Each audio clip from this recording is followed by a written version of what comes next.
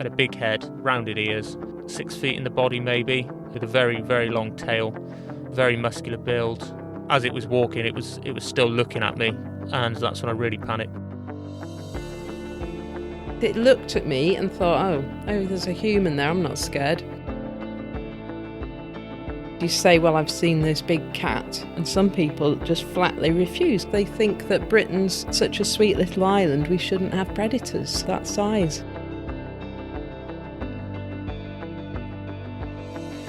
I heard this growl behind me, nothing like a dog's growl, and just like anything else in life, you're sat on your own there. I don't care who you are, how brave you are, something like that will put the shivers up your spine.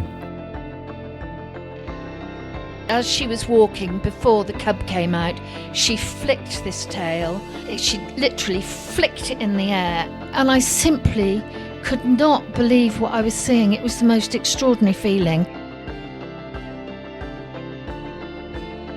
It threw its head back, he said, and it made this sort of round. But when you actually realise that there are big cats living in Britain, it changes everything. Welcome to Big Cat Conversations. We speak directly to people who've encountered one of Britain's big cats. We also discuss the bigger picture. Why are unofficial big cats being seen, and could these cats even be naturalising without us knowing? If you've had a big cat encounter in Britain and would like to discuss it, email me at rick@bigcatconversations.com. You can find other episodes on the website bigcatconversations.com. I'm Rick Minter, and thanks for joining me. Hi everyone, and welcome to episode 10 of Big Cat Conversations. For this show, we have a special guest, Simon Townsend from Australia. So we have a whole episode looking at the big cat scene in Australia, and we can compare and contrast all this with the issues in Britain. And as a quick introduction to Simon Townsend, he jointly runs the website Big Cats Victoria. He is joint author of the book on Australian big cats, Snarls from the Tea Tree, and he's involved in the coming documentary on big cat research called The Hunt. We've put web links for each of those, the website, the book and the documentary, under episode 10 on our website. Simon is one of Australia's most experienced big cat researchers. He focuses on the southern state of Victoria, but he also gets drawn into the national picture. And Simon and I have been emailing each other on big cat issues for nearly 10 years, and this is actually the first time I've spoken with Simon directly, so I'm really chuffed he can join us. Simon, hello, and welcome to the show, and thanks for joining us. Hi there, Rick. Yes, I'm really glad to have this chance to talk with you and also to your own listening public. Great. And we know that we have an audience in Australia, and thank you for spreading the word there, and thanks to all our Australian listeners. And I ought to say we get New Zealand listeners as well. It's interesting, they seem to get credible Black Panther type reports. First of all, Simon, I know this is going to be about Australia, but in episode 4 we mentioned Jim Corbett, the great hunter and tracker in India last century. He wrote about the leopards and the tigers he was tracking, and you emailed me afterwards saying, well done for mentioning Jim Corbett, his books are very inspirational, and you've got a family tale about him which would be really nice to have at the outset of the programme. It was only a short interlude, but it's important in the sense that you got an idea of the nature of the man. My mother-in-law was a student in a place called Nainital in northern India, quite close to the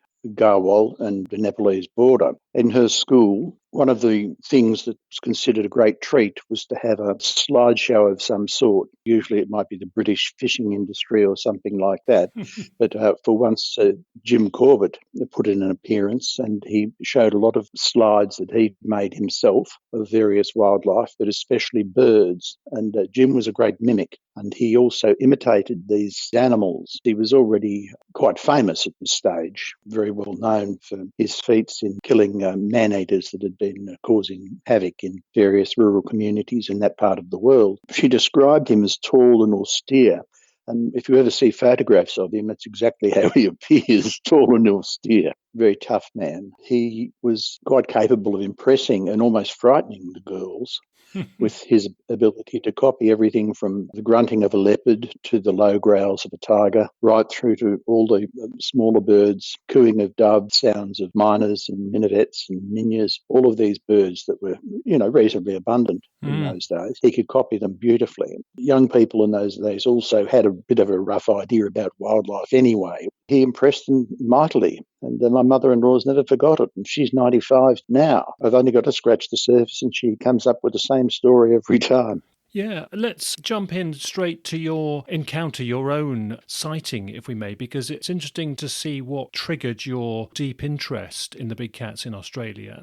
My interest was a bit like schoolboy train spotters originally. I was interested in the subject because it was in the newspapers occasionally and it appealed to me as a young naturalist. And I mean young, we're talking 15 or 16. And I was busy cutting things out of papers and making scrapbooks of all this information, not really knowing how to set up proper files at that stage. When I had a chance to investigate a sighting firsthand, this is in the winter of 1973 when I was 17 years old. A friend of mine, he was a school teacher. He had a cousin who was working for the Melbourne Water Board. And in those days, men were men. They were pretty tough chaps. And they were clearing scrub by hand using billhooks from a conduit, which was a massive 6-foot wide pipe that ran from the Maroondah Dam down towards various other holding reservoirs much closer to Melbourne. Now, what had happened was that these men were clearing scrub by hand and for want of a better term, they called it black panther, but as far as I'm concerned, it's a melanistic leopard, dashed out of cover and literally growled at them very deeply and barred their way. Now, these are big, tough fellas, and they've got medieval quality lethal weapons in their hands, but they fled.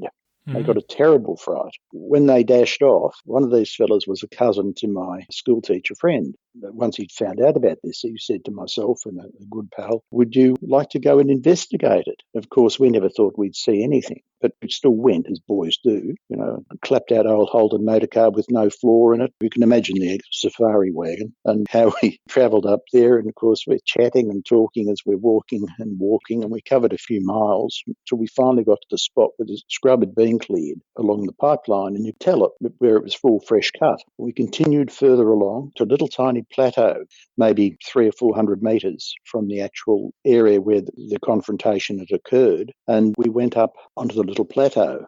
As we surmounted it, I was in the lead, and as we went up, lo and behold, there is a melanistic leopard, which actually paused for a moment and then gave us a really dirty look. I can tell you it was not a friendly face. It wasn't happy at being disturbed, and it belly crawled in a very rapid motion across maybe 20 metres of clearing, then disappeared into the bush on the other side.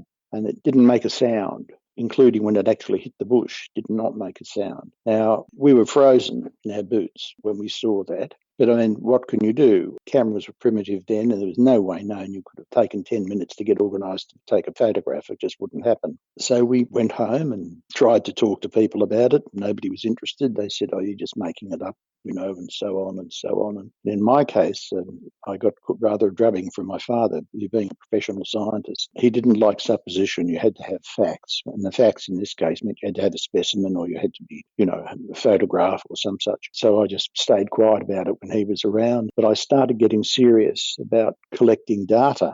So I engaged, of all things, in my tiny stipend that I had, engaged a newspaper agency to save records from all of the major papers in Australia on the subject. And that was the start of me learning how to file things properly and keep proper records. The subsequent year, 1974, I'd taken a position at Melbourne Zoo as a keeper. And so I used to quite often take my sandwich at lunchtime and go and sit down by the melanistic leopards we had there to try and get some sort of inspiration. And the thing that struck me is that they're not enormous animals. They weighed about as much as me in those days when I was a skinny, rakish kid. And they were not massive. And yet when you looked at their forearms, or forelegs, I should say, they were incredibly thick. The nature of the neck of the male, so powerful. It makes perfect sense that they can carry prey twice their weight easily and take it up trees and so on, as they need to occasionally. And if you like, the biology of the animals started to gel with me. I could not find enough reading material. I was even given access to the Zoological Board of Victoria's library at the zoo on my days off. I mean, the zoo saw some value in it, both for me as an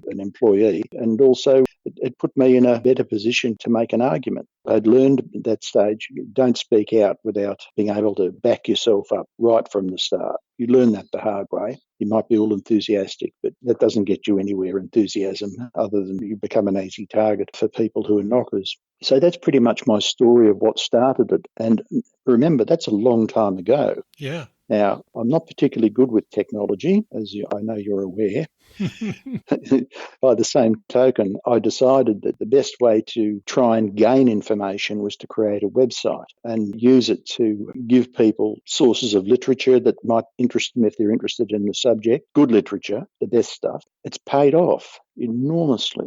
The amount of money I must have spent on fuel bills exploring the various sighting reports and investigating kills, I decided to stop keeping records. It was too embarrassing. But it's probably cheaper than a life on the golf course. Well, damn sight more interesting, that's for sure. Okay. Can we go back to the form and weight and muscularity of the black leopard, the melanistic leopard? Whenever I receive a report, I always send a very polite reply to ask, in size, did it resemble an animal breed that you're familiar with, say a breed of dog? And invariably they come back with, yes, very large, as in a German Shepherd, or somewhat smaller, as in a Labrador size. But remember just how heavy those animals are too. If you've ever tried to pick up an injured Labrador, I mean, just about breaks your back. It's easier picking up bags of feed rather than to pick up a dog of that weight. Yes, I personally have a male black Labrador, and I sometimes have to carry him over a stile where the fence doesn't allow him to sneak through. So I know he's an absolute pain to get over a hedge or something. Yeah. Can we also, though, talk about the ones that don't quite fit that description, but seem to be certainly a black panther anyway, and certainly way bigger than a domestic cat or a large feral cat, and capable of taking down a deer or a wallaby or kangaroo in your metric? Yep. We think in Britain that there may be another large black cat that's not a melanistic leopard, and I think from reading material in Australia, hearing witnesses and seeing a few video clips, you may have the same. It may not be the same animal, but there seems to be another big black cat in both our countries. Now, it's scientifically interesting whether we have melanistic leopards that are adapting into new, perfectly suitable environments.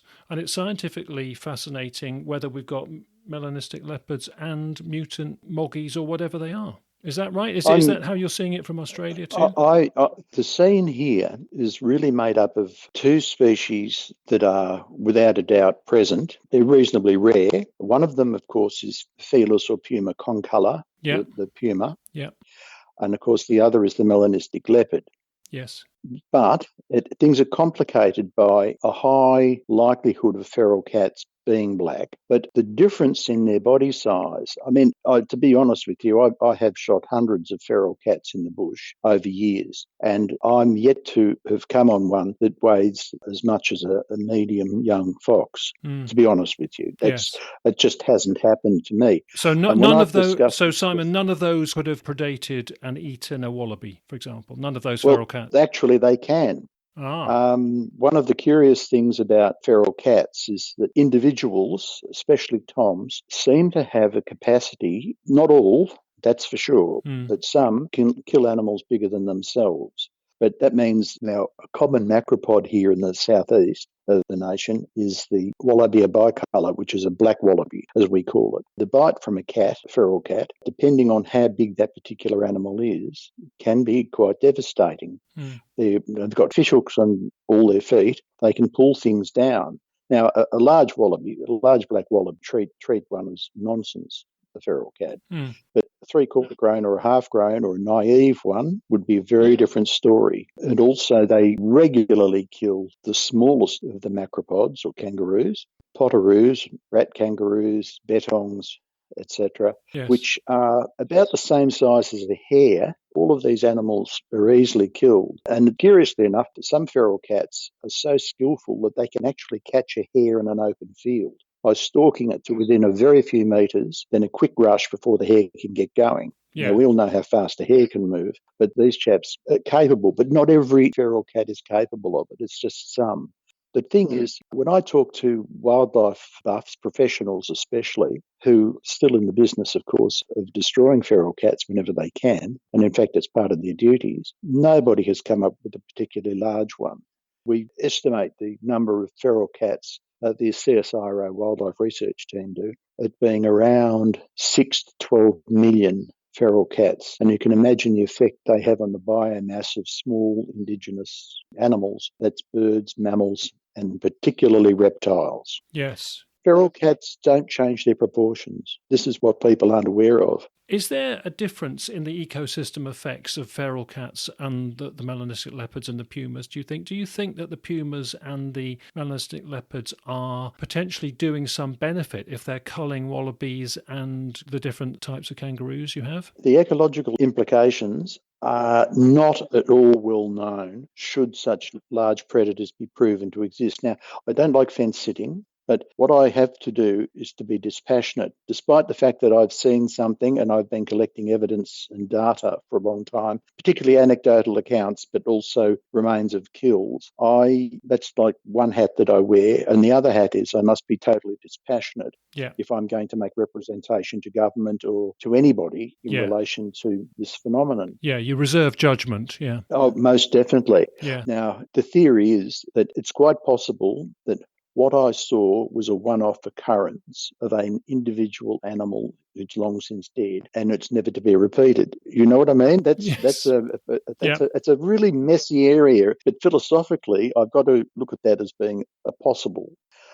However, most people that I speak to, they're quite wholesome. They've been shocked.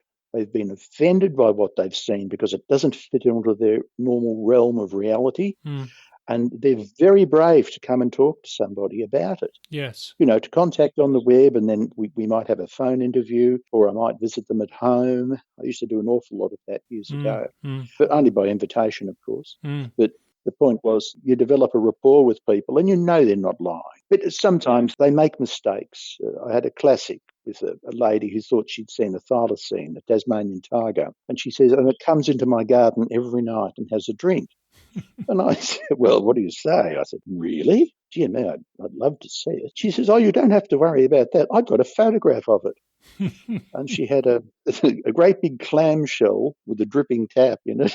And next to it standing the mangiest fox you've ever seen. Yeah. And I had to let her down really gently. And I said, oh, that's quite unique. You know, I've never seen one quite like that before. Yes, well, I mean, if we're going to get onto thylacines, we'll be here for another hour. I'm sure that's of interest to some of our listeners. And so I know there are plenty of people on the case in Tasmania and in Victoria. But, oh, my word, there are. Yeah, and we good better. ones too. Yeah. Can we go back to people's encounters? I was going to ask you what proportion you find are credible. I personally, like you, can spot somebody, I think, who hasn't got it right, whether they're lying, which is rare, or exaggerating, or have just sort of made a mistake. But I reckon it's 80 to 90% of the reports I get, and some of my partners in crime on this get, are 80 to 90% are credible and consistent. Is that the same with you, or a bit different? I'm very much inclined to agree with you. It is around that at least. Yeah. Hoaxing's rare, but people do make mistakes with identification. Yes. And, but it's rarely about dog or cat. It's often about scale. I don't think people miscite dogs in the way the skeptics think they do. The movement's so different. The form is actually quite different.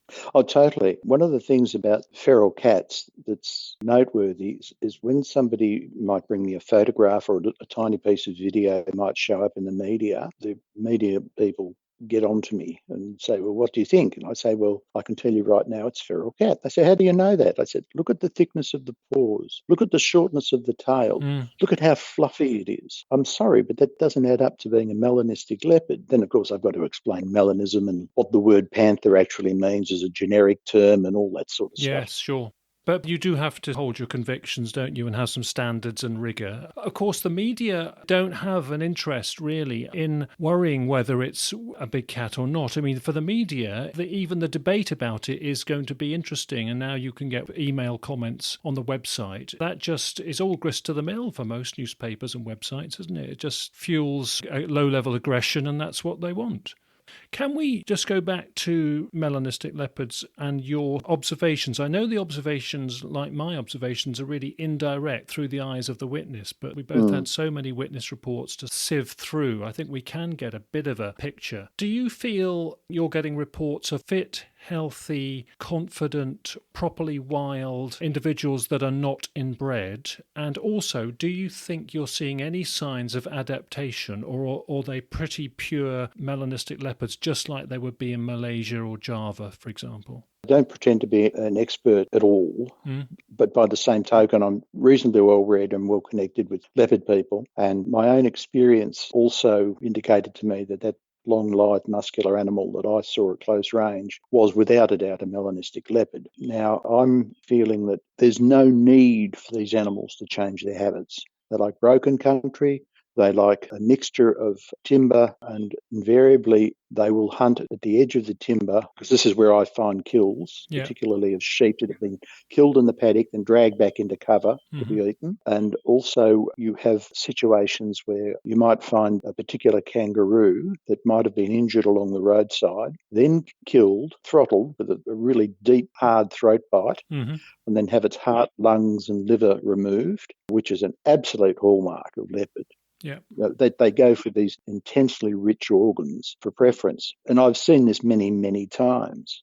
I've started keeping proper photographic records, but on top of it these days, I've also now got a particularly good DNA laboratory at the University of Canberra, and the lady in charge there, Diane Gleeson, she is prepared to accept our specimens at no cost to us to analyse them, but she is very, very fierce about the quality of the specimen, that it not be adulterated. And it's so difficult to get a specimen, and in this case we're looking for areas that might have spittle on them, that is, the edges of bite wounds. Yes. And so on. So you're swabbing for the saliva of the culprit predator. But with foxes being so prevalent, and of course there's a lot of different species of corvid, ravens and crows here, it's almost impossible to get a specimen that hasn't been adulterated. And she gets a bit fierce, I can tell you, when you spend a lot of money sending her material, and she'll come back with, do a better job next time, Yes. type responses. No, but rightly so, she hasn't got time to waste. Yeah. She's going to be using her equipment. We have had not just foxes taken and seen to be taken. There are people who have witnessed this. We've had scenarios here where dogs have been taken off verandas. It's not common, but it has happened. As it does in other countries where leopards and pumas exist. I have a particularly graphic photograph taken in 2008 of a foal, a standard bred foal. It was worth 10 grand actually, that was killed and eaten out overnight. And it was a foal that was several weeks old and at the frisky stage, where it would run around its mother and carry on.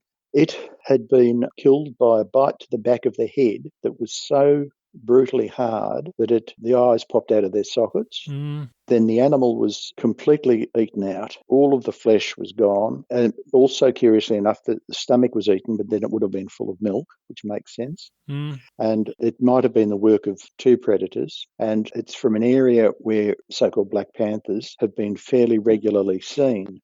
11:30 at night, it was alive and well. By 8 o'clock next morning, it was bones. And its mother had broken through 2 or 3 fences to get away. That is very rare. A mare will stand and defend her foal and make a big fuss. She bolted. She was that frightened by what had happened. And it's a stud, obviously, standard bred stud. And all of the horses had gathered at the furthest reach of the property, well over 1 kilometre away from where this action had taken place.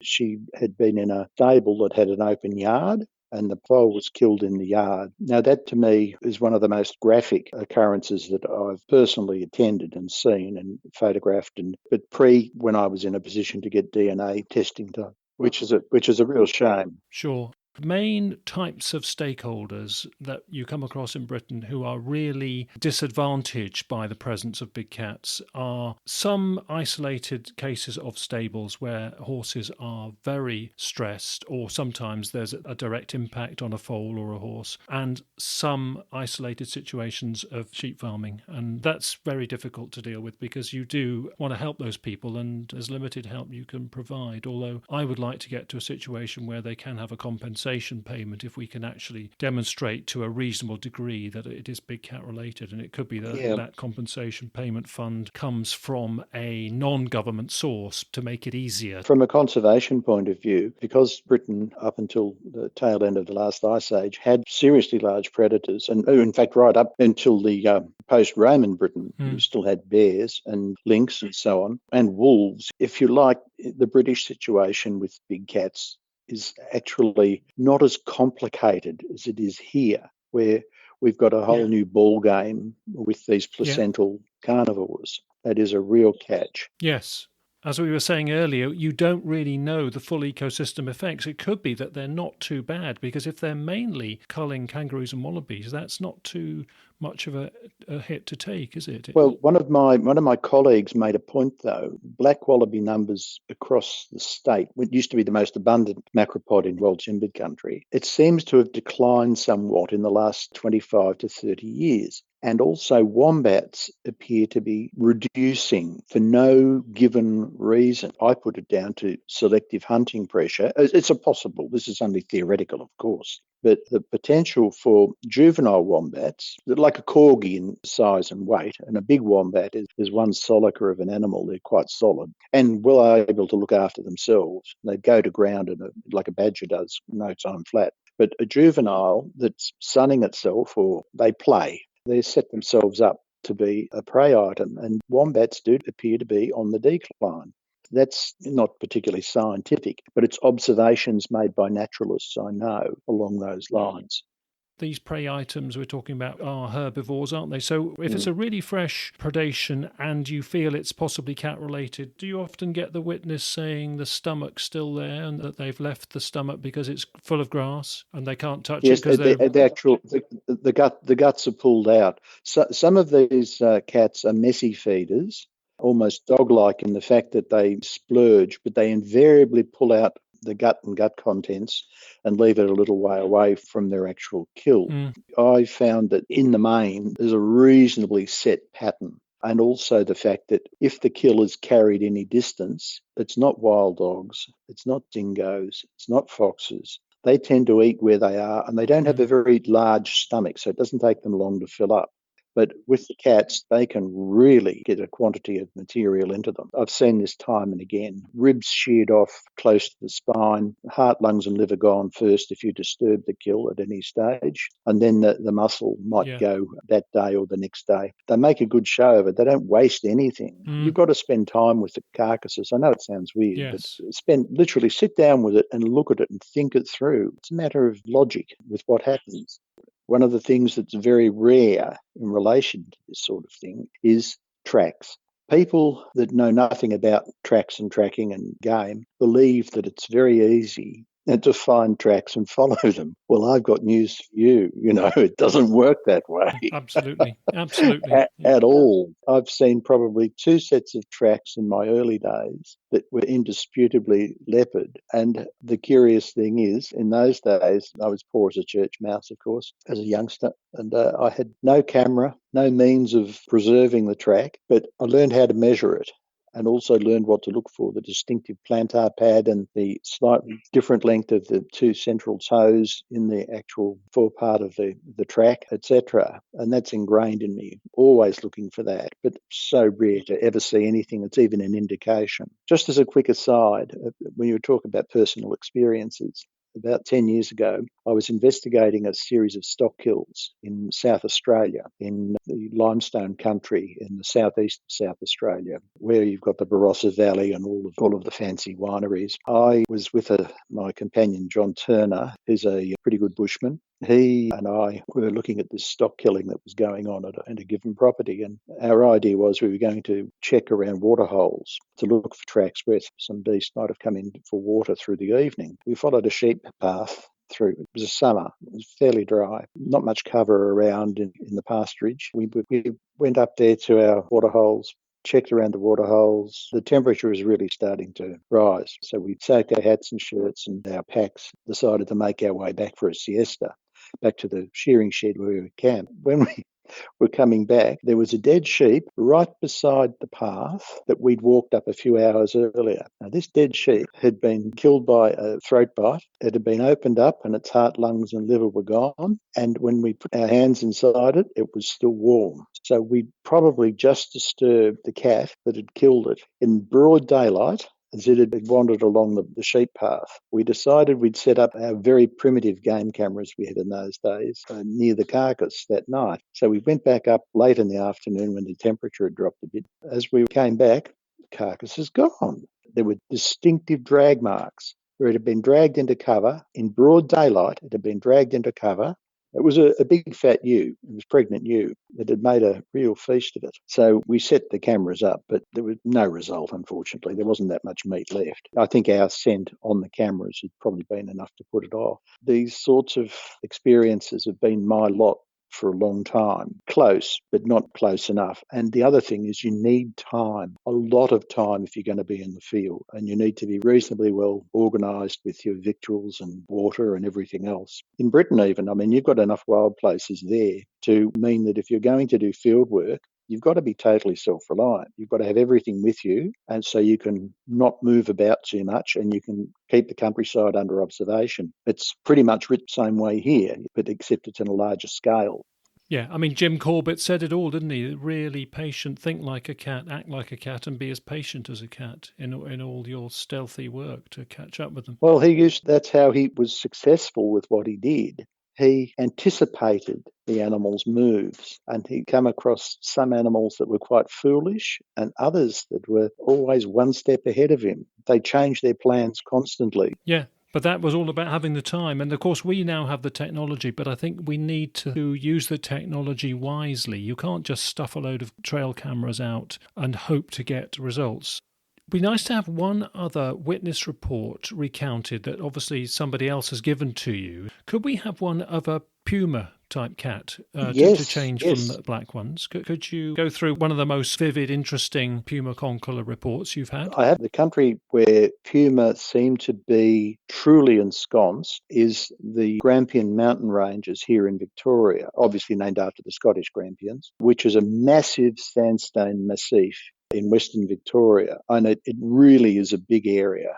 It also has an enormous number of eastern and western grey kangaroos, redneck wallabies, black wallabies, and a substantial population of red deer and also of feral goats. So there's a plethora of species for predators to eat. And it is seriously rugged. I mean, every year people are lost in there and they die of thirst. It's their own foolishness. If you stick to the tracks, you're fine. But the minute you get smart and start wandering, you're in real trouble. But sometimes this has led to people bumping into puma at close range. There was a lady recently, just on the outskirts of the Grampians, who sent me a series of photographs of where she had seen one at close range. Now, she went to a lot of trouble with her photographs and a little map that she drew showing that she was genuine and interested. I rang her up and we had a chat, and what she'd seen was a roadkill roo on the side of the road, and as she was approaching it in her own car from a distance, she saw something walk out, four-legged with a long tail, walk out to the carcass. And as she drew closer, she saw that it was tawny coloured. And she probably got to within about 50 metres of it, and the animal had frozen by the carcass. It was obviously investigating the smell of the carrion. And so the cat stood there and she pulled up. She didn't attempt to drive right up to it. And the cat turned around and trotted back exactly the way it came. Now, the series of photographs obviously showed me the dead kangaroo, the exact location, the nearest landmarks, so I could monitor the spot if I chose, and also the trail, what we would call a wallaby path, that it had gone up to get out of the way. But it hadn't panicked, it had just left. It didn't want to be disturbed. In most peripheral country where these animals exist, they understand where people go, where people come from. They've got people sewn up. And in this particular case, it wasn't panicking, it just left. And I found that an intriguing and well-researched piece of sighting material. And she had nothing to gain whatsoever. And I appreciate those sorts of reports because they're the building blocks of trying to build an idea of where animals exist and what animals we've got. Yes, and of course, in that kind of landscape, in that kind of really rugged, remote terrain, there aren't going to be many sightings anyway. Any cats there have got the place to themselves, haven't they, without humans being able to bump into them or see them. I have sort of a vision of a holiday weekend when you get a lot of Melbourne people travelling up into that region, making a lot of noise and carrying on. I can almost see all of the animals in the bush quietly trekking further up the hill, just waiting because they know they're all going to go home again, you know. Yes, sure. Yeah. One lady rang me up one night saying, look, there was something strange in her garden. And I've had crazy calls before. And she was some distance away, about 30 miles away. She said, well, what do I do? I said, well, keep the door locked for a start. It was not a black panther. It was a puma, but in my region where pumas are virtually unheard of. But the way she described its behaviour, she said it was bigger than a big dog, yes. She said the tail was like a python in that it was long and it was the same thickness right through. And I said, what was it doing? She said, it was lying in my vegetables and it kept rolling around in them. So I checked out the vegetables and everything was flattened. And of course, what I searched for was hair samples. Didn't find any.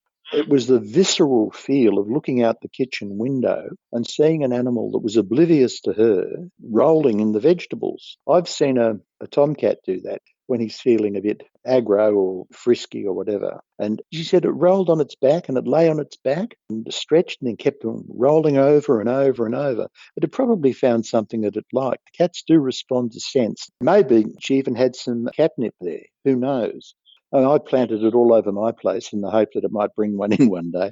Yes, other people have done that in Britain. Yeah, certainly. We ought to quickly cover off the origins, the suspected origins in Australia. And I presume you think, like me, that they're similar to the suspected origins in Britain, and that these are releases from collections, releases from guarding animals, releases from military mascots, and releases from trading items. They were all those kinds of things discarded, yeah? There may have been some intentional releases, though that's supposition on my part, but knowing the sorts of people who had private menageries, some of the older blue blood families, particularly in the Western District, nothing would surprise. They had money people could only dream of. They were wealthy beyond all reasonable means because of wool. Fine wool, merino wool, was worth literally a pound for many years. And it was the backbone of the rural economy. And just before that, of course, there was the gold rush in the Central Highlands of Victoria, which created many, many millionaires in a very short order,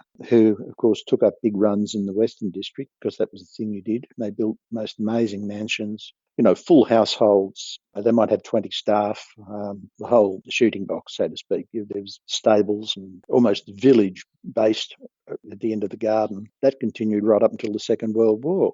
Now, these people did what they liked and could get away with what they liked. And yes, there were private menageries that contained all sorts of exotic animals. That's one part. Of course, letting them go would make a lot of sense. When the bottom fell out of the rural industries, people just didn't care anymore. Now, that's one thing. But the one that really is interesting is what David Waldron, my co-author of Snails from the Tea Tree, researched, was the sheer number of accidents with travelling menageries. This is, remember, pre-cinema. The circus travelling menagerie was a big deal, and they were all over the countryside. And yes, they did have accidents. We had a classic here in Geelong not that long ago when we had an Indian elephant escape from a circus that was down near what we call the Common, which is actually a vast swamp. And for a week, there was an elephant bathing and showering itself in the Common. Delightful, but a bit dangerous when he decided to change locations. Yeah. David O'Reilly, the late David O'Reilly, in his wonderful book Savage Shadow, documents this in Western Australia. That's right. It's a marvellous book. I'd recommend that to anybody. It's a really important book too, because David O'Reilly was an investigative journalist. He knew his stuff. He knew how to approach people and gather data. Unfortunately, he's no longer with us. The Western Australian situation sort of parallels southeastern Australia too. And there are continuing reports of both puma and black leopard in that place too. Now, people will say, why black leopard? Why not spotted leopards? I can tell you why. The only reason you'd bring black leopards here is they brought a better price. These animals were actually sold at times, auctioned at pubs. They were status symbols. If you'd struck it big on the gold and you'd made, say, £10,000, you were king. And one of the things you'd do is you'd surround yourself, well, first of all, with ladies of the night and all the booze that you could buy for your friends, and then, of course, something to show off. And how long that would last is curious, because we had an example here where they were auctioning a tiger in the old British Hotel in Geelong, which has unfortunately now been demolished. The tiger got away. It mauled a fellow in the street, and of course, in the humour of the 1880s or whenever, they said it didn't matter, it was only a Chinaman. You can see the sort of boisterous landscape of people and things and money being spent like there was no tomorrow. And animals would come into this country freely. There was no stopgaps or guards about what came in till quite late in the piece. You could have anything you wanted if you could pay for it. And it was always considered that black leopards were the ideal leopard because they were meant to be fiercer. And you're not far from Java and Malaysia, which is the key source of them, and they breed on black. You won't get spotted leopards from that's exactly right. Source of black leopards. So the biology adds up, and the human psyche contribution also makes sense, and also the amount of money that was available at the time. Do you think some of these animals were used as alternative guard dogs, particularly if people were mining? Yes, the Chinese apparently used to like to buy some to keep other people off their claims. But I don't know how mean they might be in feeding the thing. They might spend big on it, and if it's getting a bit touchy whenever you go near it, you might just release it. But I still think the travelling menagerie scenario is the one that really carries the greatest weight.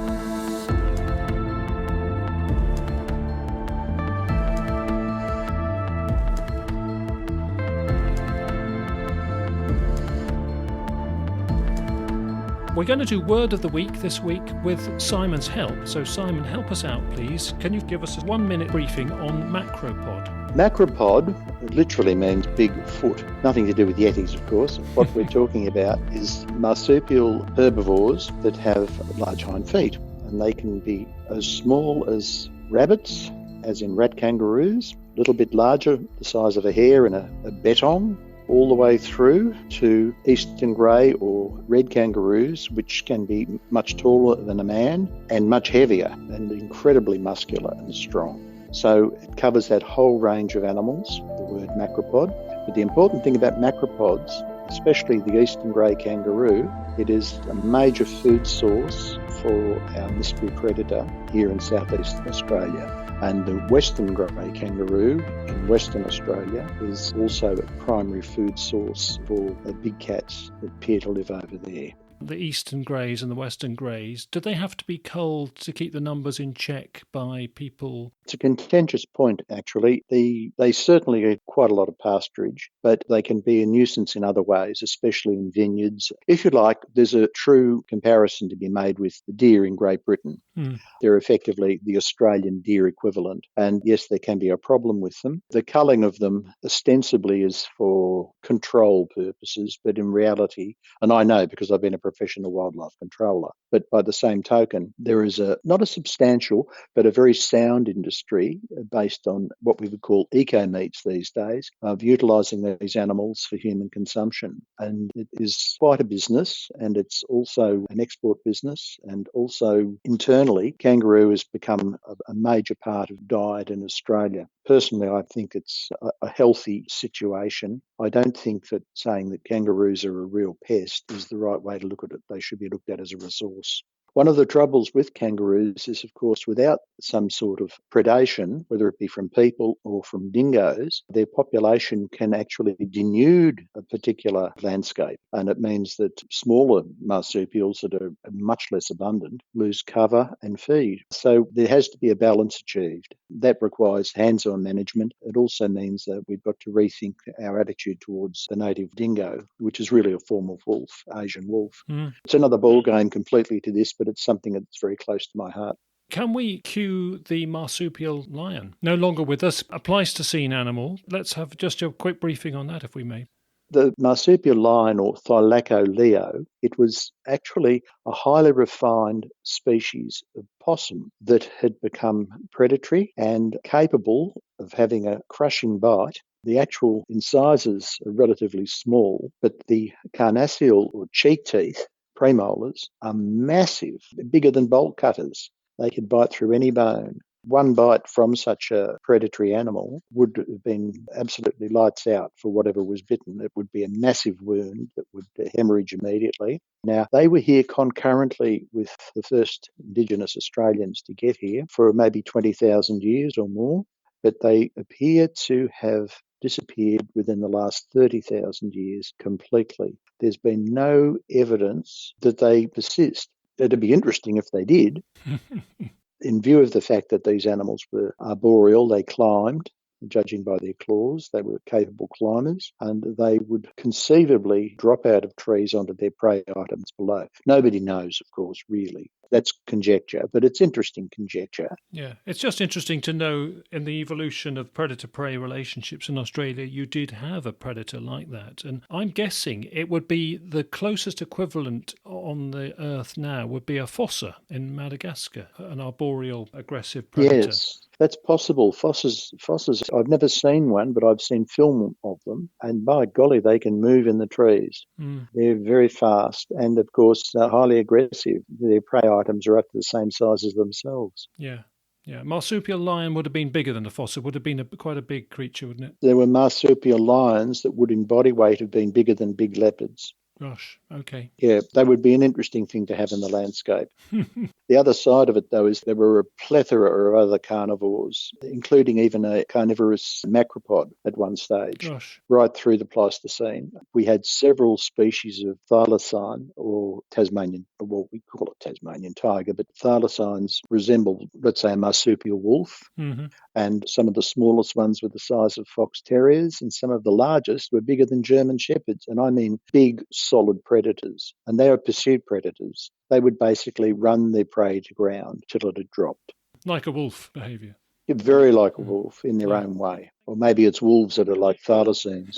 Yes, Yeah, okay, that's splendid. Thank you for that bit of sort of ecological history. Could we come on to the people side of the equation in the way that you look for evidence?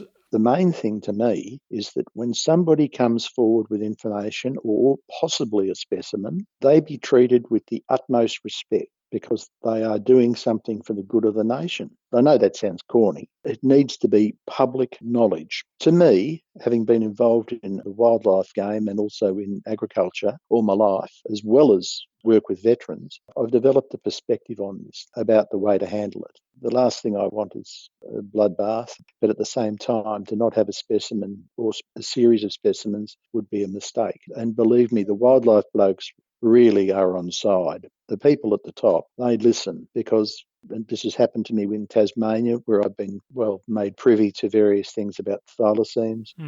And here on the mainland, the head of wildlife, who was set up by the state government to deride what I'd been doing, actually was the fellow who opened our book launch for Snails from the Tea Tree. He said it was an ideal book for an ideal situation written by ideal authors. I'll buy you a beer on that one, Pete. Marvellous. Other people have had experiences that you wish you could swap a year of your life for.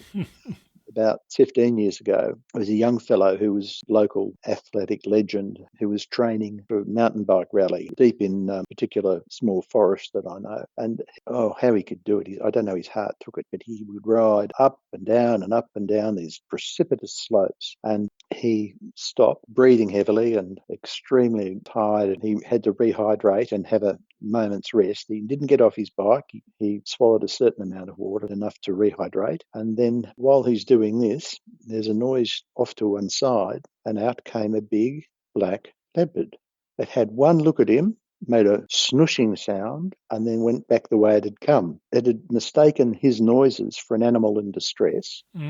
That's my feeling. Yes. And I interviewed this young man, but he got on his bike and he rode about 7 miles back through bush tracks, all up and down, to get home to tell his parents. And the first thing they did was ring the police, who rang me, because it meant, of course, they didn't have to send a man out on the job if they had me on hand. I went up there and the same day, took him back to the spot. We were walking. He wasn't exhausted or tired or anything, but he got the shivers so badly. He was actually shaking when we got to the point where he'd seen the cat. Now, he lives in the country. He knows animals. He knows sizes. He knows distances. He was on top of his form physically. All of it added up to, yes, he'd seen something rather distressing. I've got reports like this all over the place. I've just got that much stuff. It's not funny. About 10 days later, about 3 kilometres from that spot, I was with a friend of mine, an ex-policeman, and we were just scouting, trying to get a handle on that bit of countryside. It's pretty rough country, very hilly. We made our way down to where there was a little stream of running water. And on our way down, we found a kangaroo doe. It was obvious that she'd been hit by a vehicle because her femur was broke, but her head was gone, her upper torso was opened up, and the chest, lungs and heart were removed. Now, a lot of people said to me, an eagle will do that. Well, I know wedge-tailed eagles pretty darn well. In fact, I used to feed some. They don't open up a carcass like that at all. They pick between the ribs. These had the ribs sheared off and eaten. So what had happened is Predator had taken advantage of this injured kangaroo, who clearly hadn't been killed because her blood was dead fresh. She wasn't killed by the car accident, but the driver was an absolute swine and he'd hit her and just kept on going. And she'd had a joey, a big one, in her pouch. Judging by the way the pouch was stretched, it had disappeared and it hadn't hopped off into the bush or anything like that. Wouldn't have been capable of that. It had been taken and eaten, and she'd been pretty well cleaned up. Well, of course, I set my cameras near it and not another thing, not even a crow came to it before it was putrid. I'm in a unique situation. I'm in the best piece of country for these reports. The Piece de Resistance is only a few kilometres from where that happened. There was a dropping collected by a Fisheries and Wildlife officer. He also happened to be a cousin of mine. He got it analysed privately. This is before we had access to university laboratories, and it was positive for leopard, the DNA in it. That's a clincher. It's all in the book. Well, that brings us on to the Hunt documentary film, which we want to hear about, because I know the trailer has excited people and you've been involved in that. And can you tell us what's happening about that? Well, excitement plus. We've just done another filming session, not in the bush. This is just the interviews. There's 1 or 2 more sets of interviews to do, and these are with the players, Vaughan King, John Turner and myself, giving our personal views. And then we have some still photographs that we have to edit ourselves as players. And then Stu Ross, the chap who's directing the film, hopes to have the final edit done before Christmas. But I'd like to see it on primetime TV, if that's possible. But that'll depend on who buys it. And of course, it's a dog-eat-dog out there.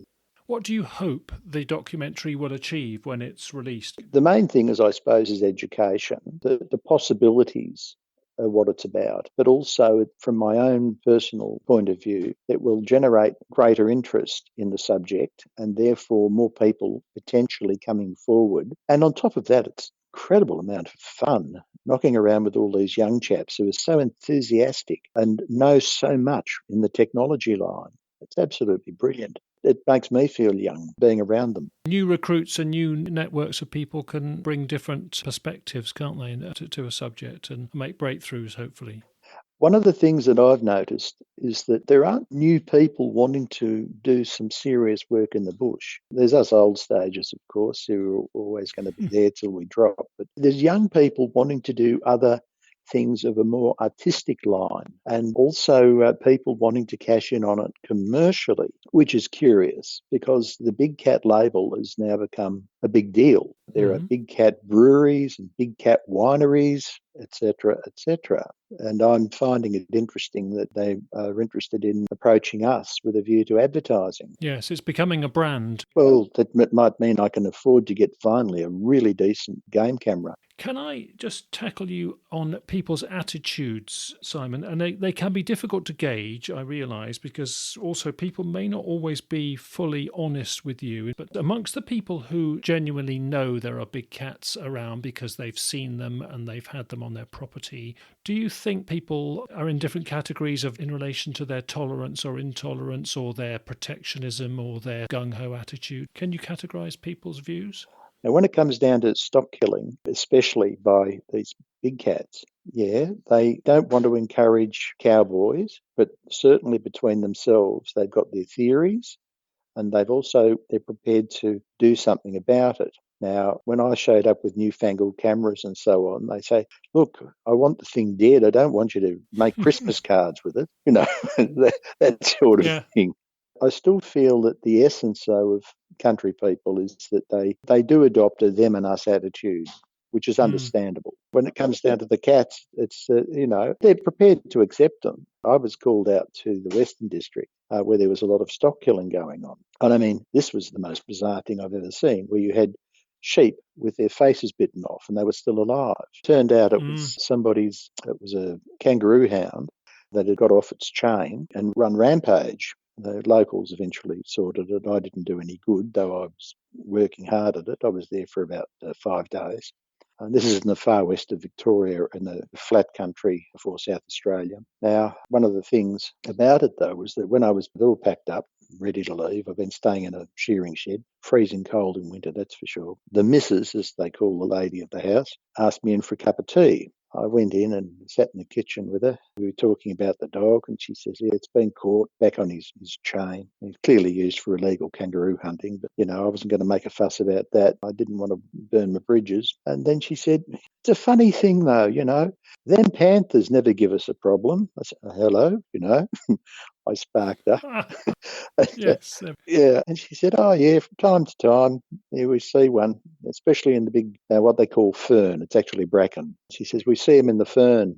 And I said, you sure? She said, absolutely. Seen them close up, especially when we're lambing. They pick up the dead lambs. I said, really? That's interesting. Oh, right.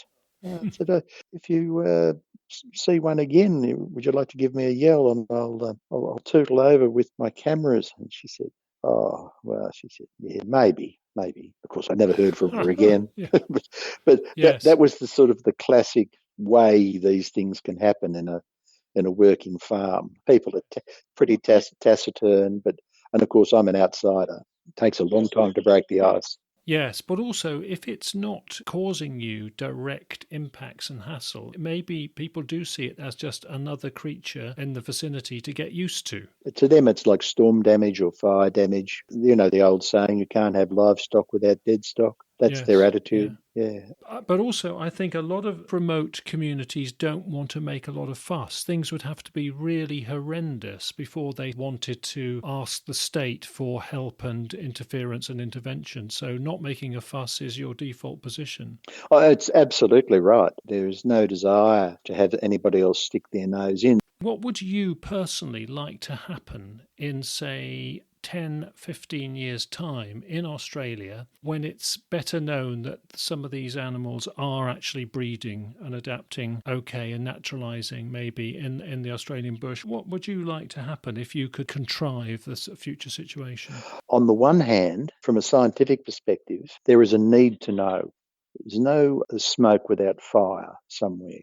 And the consistency of reportage in a court of law would be looked at in a very serious manner. What's occurred, what's happened is a big deal, should such an animal be proven to exist. The proof would have to take the form, from a legal perspective, of specimens, as I've said before, but how that is to be dealt with in this weird climate in relation to ethics, conservation and general wildlife management is a really difficult one. I would be at the very least expecting in 15 years' time, that's a reasonable estimate of time, to have these animals known as to what they are and then to understand their ecology. Now, some introduced animals here are pretty innocuous. Others are seriously bad news. Once they understand what makes these things tick, what makes their population tick, what sort of growth patterns of population are we looking at, then an opinion would be, and hopefully based on fact,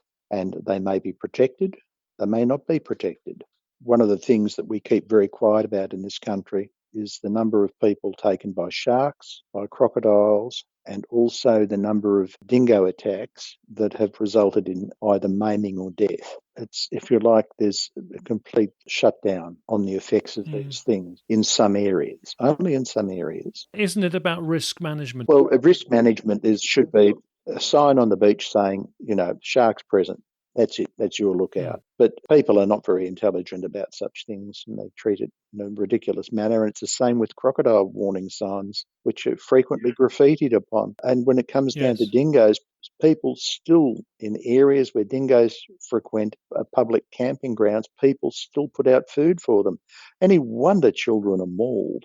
A dingo is a wolf. It's much more intelligent than a dog. I think the problem is that the way people treat these more fierce animals, whether they're predators or just potentially creatures that can do harm to humans, if you're anti them, you exaggerate the impacts. And if you're pro them or soft on them, you play down the statistics about the impacts. And that's exactly how it works. Now, you or I are not going to get taken by a shark or eaten by a crocodile or mauled by a dingo simply because we're smart enough to avoid that sort of problem and know how to behave. But I have seen the most disgraceful behaviours with people. It's any wonder they get hurt.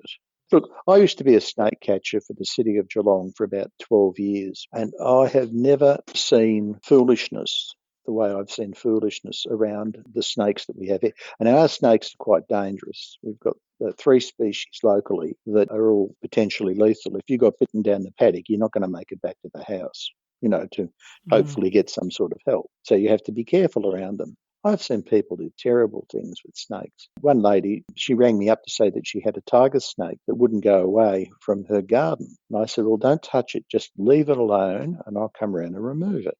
Now, tiger snakes have got pretty potent venom. I went round there. I couldn't see the snake, but there was a big splash of water where it was there. And I said, what's going on? What, you're trying to hose it away? She said, no, I threw boiling water on it to make it go away. Oh, yeah, exactly. Now, you've got an angry tiger snake under the house, half mutilated with burns, and my job was to go under the house and get it out. Don't think I didn't get a bit windy about it. I did. But my status as a snake catcher depended on me getting results. And I was young enough and stupid enough to think that was what really counted. I got it out, poor thing, and I had to dispatch it.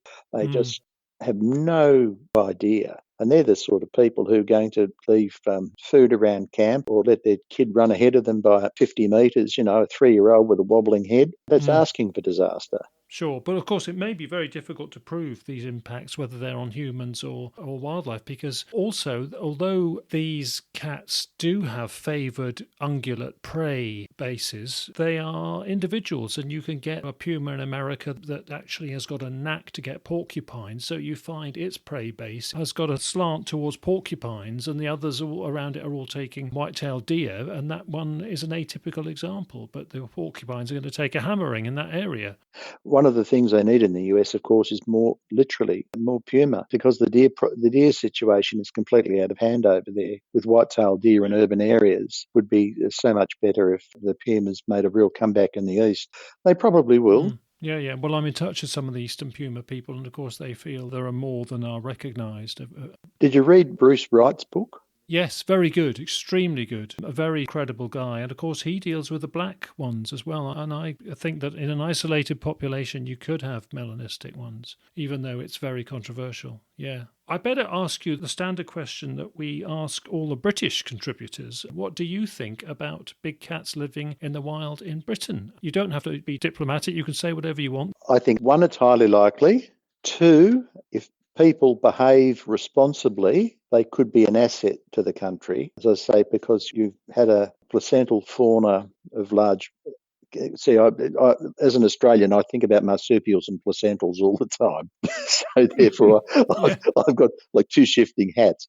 But when I look at the British situation, I really feel that you've got this potential with reforestation, with the resurgence of roe deer especially. I think if people are careful, and I don't think there's any harm in having to be careful, instead of just blithely blundering around the countryside, because you've got rights of way and footpaths and so on that people can use that go through all sorts of countryside. So long as they are sensible about it and keep their dog in reasonable order and go back to the days of carrying a decent staff, just in case, because that's the one thing that intimidates animals more than anything else is when you start waving a staff around. It gives you confidence. I know that sounds corny, but it's true. Yes, absolutely. One of the things about it is, yes, a slight modification of the way people behave themselves in the countryside. You're not likely to have a situation like they had in Johannesburg years ago when a leopard took up residence under the big sports stadium in Joburg and proceeded to eat feral dogs and the occasional drunk.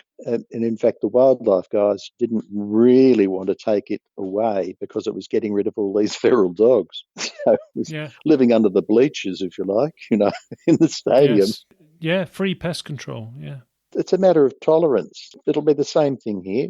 Once we've got proof and we know what we're dealing with, then that's when the ecological studies really have to kick in. That's really important. There'll be many a PhD that will come out of it. Yes, but it will also need supporting by citizen science. You can only do it with the help of local people. Well, the thing about citizen science is the boffins are all very glad to push it along and laud it and say it's good until you come up with something that they haven't thought of. That's inconvenient, yes. That's another conversation, Rick. Yeah, sure. Simon, I think we're going to wrap it up there. That's a very nice few comments on the British situation. So, Simon, thank you so much for all of that really fascinating material and all your historical insights. We wish you well in your future endeavours. We're really looking forward to seeing the Hunt documentary, and I'm sure we'll stay in touch. So thank you ever so much, Simon. Thank you. It's been a real pleasure, and I am looking forward to seeing the Hunt completely finalised, and I'm hoping that everyone gets to see it in the UK and enjoys it. Many thanks, Simon. All the best. Cheerio. OK, that wraps it up for episode 10. But before we close, just a quick marker on some future episodes. We'll be overseas again fairly soon to hear about what happened when a black panther, possibly it was a black leopard, we don't know, was released on a British guy's land in southern Spain a couple of years ago. And later next year we plan to hear about the situation in the northeast parts of the United States, where pumas get reported but are not supposed to be there, officially at least. These occurrences are always interesting to compare to the British picture on big cats. Meanwhile, coming up in our next 2 episodes, we're heading to the north of England for an episode on County Durham and Gateshead next time, and then an episode on Cumbria and the Lake District. See you next time, everyone. Thanks for listening and take care.